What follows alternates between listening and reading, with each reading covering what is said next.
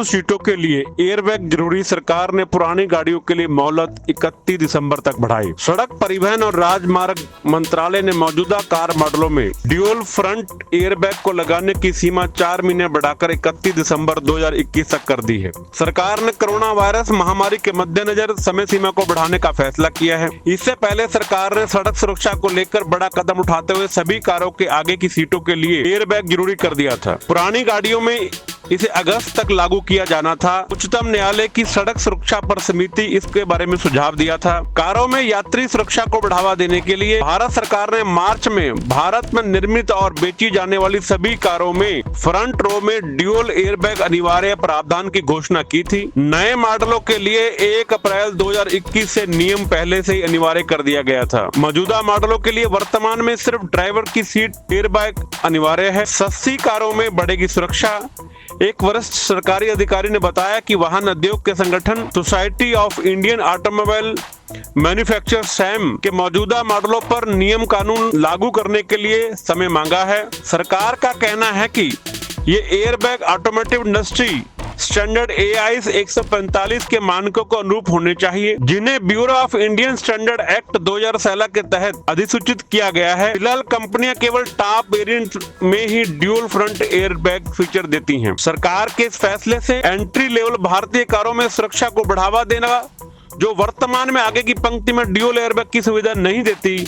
हालांकि एक नए एयरबैग के जुड़ने से भारत में लो सेगमेंट कारों की कीमतों पर भी सीधा असर पड़ेगा। वाहन निर्माता कंपनियां कारों की कीमतें 5,000 से 7,000 रुपए तक का इजाफा कर सकती हैं। नए नियमों के मुताबिक 31 दिसंबर 2021 से नई गाड़ियों में मौजूदा मॉडलों में आगे की ड्राइविंग सीट के अलावा को पैसेंजर के लिए एयरबैग लगाना अनिवार्य होगा। सरकार का कहना है कि 31 दिसंबर के बाद अगर कोई कार सड़क पर बिना एयरबैग चलते मिलेगी तो उसका चालान काटा जाएगा।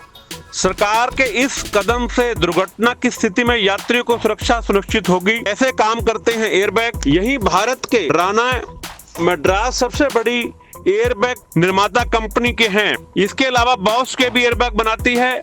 आमतौर पर गाड़ी में आने वाले एयरबैग कार्टन से निर्मित होते हैं और इन सिलिकॉन की कोटिंग होती है।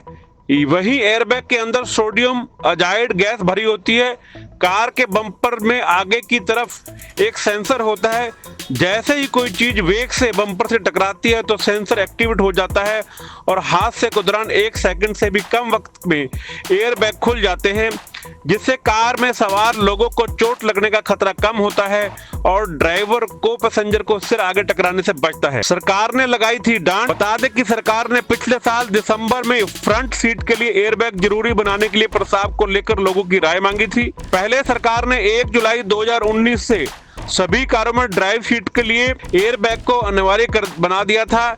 इससे पहले फरवरी में आयोजित एक सेमिनार में बोलते सड़क परिवहन राज्य मार्ग मंत्रालय के सचिव गिरधर अरमाने ने कहा था कि कुछ ही कार कंपनियों ने व्हीकल सेफ्टी रेटिंग अपनाया है और वो इन्हें अपनी कारों के टॉप वेरिएंट में ही इस्तेमाल कर रही हैं।